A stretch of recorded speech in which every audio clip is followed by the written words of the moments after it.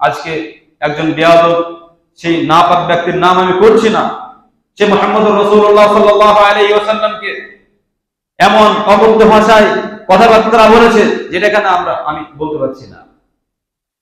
এটা কেন হচ্ছে? তারা সাহস পাচ্ছে কোথা থেকে? হয়তো আমরা বলছি তাকে অ্যারেস্ট করার জন্য দাবি জানাচ্ছি, আমরা আন্দোলন করছি, কিন্তু কার কাছে? আমি যার কাছে দাবি করছি ওকে অ্যারেস্ট করা হোক, ওকে গ্রেফতার করা হোক, গ্রেফতার করবে তো ভাই যে বেয়াদব মুহাম্মদুর রাসূলুল্লাহ সাল্লাল্লাহু আলাইহি ওয়াসাল্লাম সম্পর্কে ফালতু কথা বলেছে, তার জন্য আপনি যাকে গ্রেফতারের দাবি জানাবেন সে তো ওর ভাই। যে বিচার ব্যবস্থা চলছে সেও তো তার ভাই। যে সরকার এই দেশের বুকে আছে সেও তো তার ভাই।